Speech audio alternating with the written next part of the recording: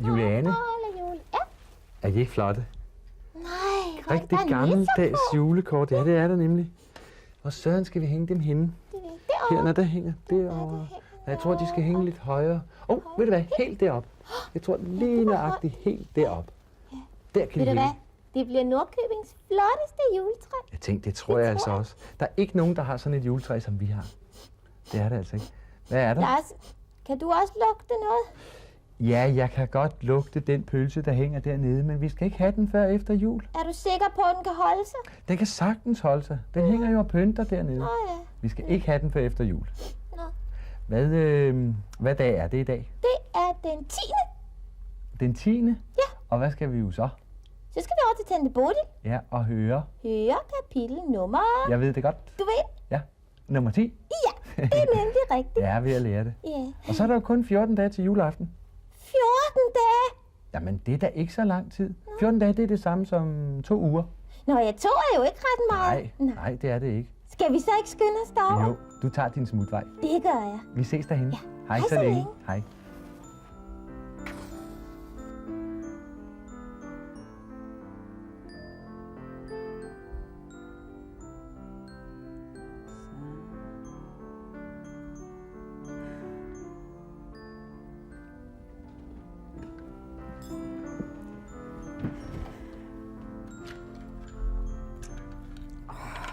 Hej, Tante Bodil.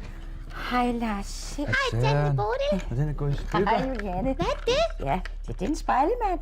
Men der er hvor er sket den noget med sød. snoren her. Ja, den må jeg altså have repareret. Ja, det er jo synd. Ja, den er sød. Sådan noget. Se den også. Ja, Forfra og bagfra. præcis. Ja, Men nu reparerer den, når I er gået, ikke? ja. Ja, fordi nu skal vi jo noget andet. Det skal vi nemlig. Hvad? Vi skal høre historie. Det er nemlig rigtigt. Hvad er det nu for et afsnit? Det er, hvad var det, du sagde? Det må være nummer 10. Det er rigtigt. Du kan nok huske, hvad Juliane? Ja. Er I med? Ja. Jeps.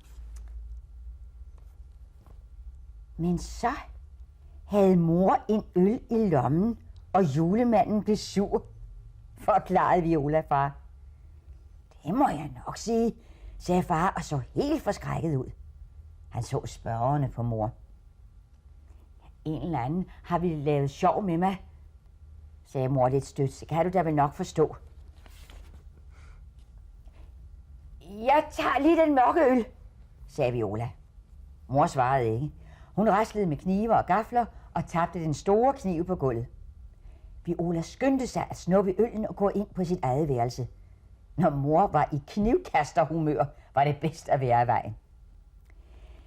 Viola var ikke helt sikker på, at nissen var kommet med tilbage fra stormagasinet. Han havde i hvert fald ikke sat sig på skødet af hende på vej hjem.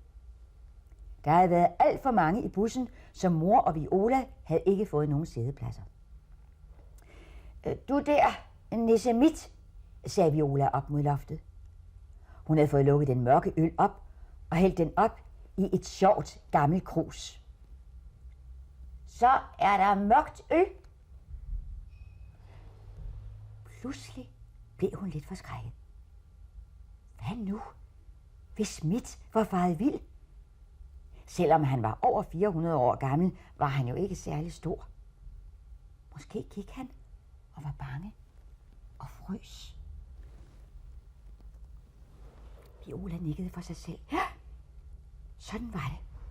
Hun skyndte sig at få jakken på. Jeg finder lige mit, sagde hun til far i forbifarten. Ja, find du bare både dit og dat, sagde far bag avisen. Jeg låner busbilletten, sagde Viola og tog den lange klippebillet ude i entréen. Far svarede ikke. Han læste og læste. Viola var heldig. Der kom en bus næsten med det samme. Busmanden måtte hjælpe hende med at klikke kortet. Jeg skal ud og finde mit, der er blevet væk, forklarede Viola. Ja vel, sagde manden og gav Viola kortet. Bussen kørte længe. Viola sad og holdt øje. Nu måtte stormagasinet da snart komme. Pludselig så Viola noget, der lignede. Hun skyndte sig ud af bussen. Det var stormagasinet. Men det var lukket. Der stod ingen julemand og skældte mødre ud, fordi de gik rundt med øl i lommerne. Mit, råbte Viola højt. Er du blevet væk, lille ven? Spurgte en venlig gammel kone. Nej, men det er min nisse, sagde Viola. Er du sikker på, at du ikke er blevet væk? Sagde damen igen. Ja, for jeg er jo her, ikke? Svarede Viola. I det samme mærkede hun, at der var en, der tog hende i hånden og klemte den forsigtigt. Men nu har jeg fundet min nisse, sagde Viola tilfreds og begyndte at gå. Damen rakte hånden ud for at stoppe Viola. Au, sagde hun så og så forbavset ud. Der var en, der havde slået hende over fingrene. Og det var ikke Viola. Ja, så er den ikke længere i dag. Det var vel nok godt, hun fandt ham, så han ikke skulle gå rundt der og være helt ene og alene. Ja, jeg for søren. Ja. Hvad tror du nu, der sker? Og hvordan kommer de nu hjem igen? Bare de nu kan finde hjem. Men kan de kan bare tage bussen igen. Hun har jo det der klippe Det er for. rigtigt nok. Ja. Det er jo om at komme med den rigtige bus. Og så Ja, det er videre, selvfølgelig ikke? rigtigt. Nemlig det. Ja. Det er Men godt, hun jeg er ikke jo skal med ret bussen. kvik. Jeg det er synes, hun. det er farligt. Det er også farligt. Ja. Nu vil jeg løbe hjem. Jeg skal jo heldigvis ikke med bussen. Nå, og du skal løbe hjem? Ja, fordi jeg skal skynde lige hen omkring en butik. Jeg vil ikke sige, hvad det er for en butik.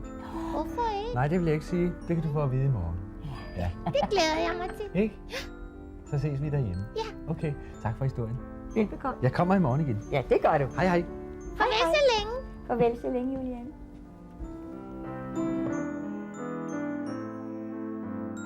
Er det noget, du kan bruge det der? Ja. Hvad? Nå. Jamen hvad? Dag Jens Peter. Dag Lars. Tak skal du have. Farvel. Ja, jul og julegaver og legetøj især. Ja. Hvad kan du anbefale af sådan noget? Jamen, der kan vi da anbefale i grunden mange ting, fordi at før i tiden, der var der jo plastik, det gik op i, men nu har vi fundet en masse gammeldags trælegetøj frem, som vi synes, at der er lidt sjovere end alt det nye plastik. Ja. Og der findes jo utrolig mange ting, som er lavet af helt gammeldags opskrifter, for eksempel sådan en sprallemand her. Som, Ja. og det fine ved det her, de ting her, det er jo, at det er malet med nogle ting, som overhovedet ikke indeholder gift, og børn kan tåle at tykke i det, og der er 100% sikkerhed for, at det ikke indeholder gift. Så er der ikke noget med, at de bliver syge, når de Overhovedet ligger og ikke. gnaver Og i det? skulle falde en arm af eller et ben af, så kan det altid repareres igen. Det er værd med plastikken, det er jo straks værker i stand. Ja, det er jo det. Og det er altså sådan helt noget gammelt ord fra før krigen, altså. Vi snakker om 1. verdenskrig. Ja. Sådan en som den her, Ja. det er også en sjov ting. Og den stammer i grunden helt ned fra Lolland eller Langeland, hvor at der sad nogle russiske krigsfanger Ja. og sad og lavede dem i deres fritid, eller den smule tid, de havde. Og så byttede de med bønderne og fik nogle kartofler, nogle æg og nogle ting, sådan. De havde lidt bedre dernede. Så Og så fik vi altså sådan nogle ting. så fik man sådan nogle ting, ja. Ja. Nu er der er ikke den der flotte glans over, som der er normalt på legetøj, men det er simpelthen på Det er grund af den det der maling gamle der, maling, altså. ja. Ja. Så der findes Jamen, jo dog. utrolig mange forskellige ting, Ja, det men det skal er jeg noget, de love har for. fundet, den der familie, som startede med at lave de ting. Ja. Sad lige så stille hjemme ved køkkenbord, og så Og fandt efterhånden... ud af sådan noget. Ja, Ja, jeg så, der lå også noget andet herovre, sådan en... ja. Hvad er det for en? Halløjsa. Ja. Jamen, det er utrolig flot, hva'?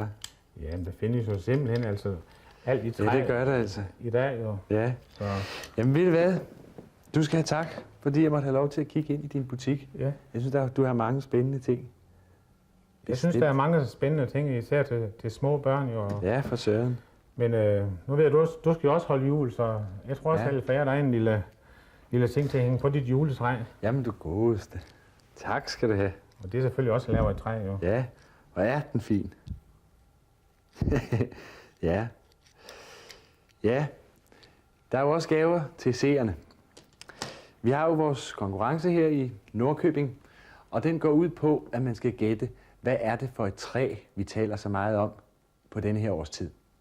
Når man har gættet det, så skal man skrive det på et stykke hjemmelavet julepynt, og det kunne være sådan noget som det her hjerte, for eksempel. Det er hjemmelavet julepynt, og det hænger man så op her i Nordkøbing på et meget højt træ. Og vi skal gerne have det helt fyldt, så bare send en hel masse løsninger på, hvad det nu var for et træ, vi talte så meget om på denne her årstid.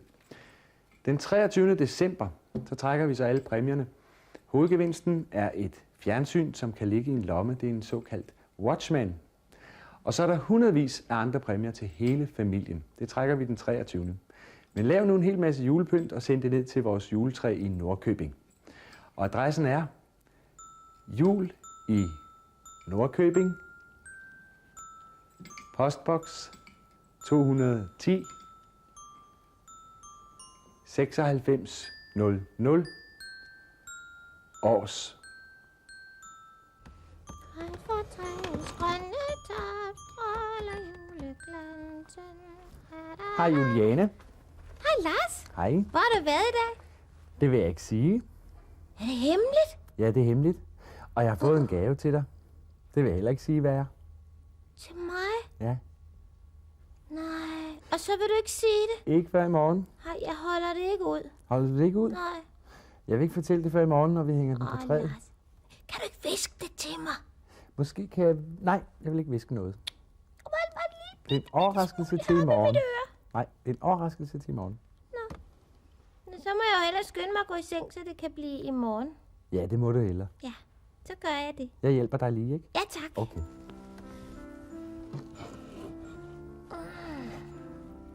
Sådan.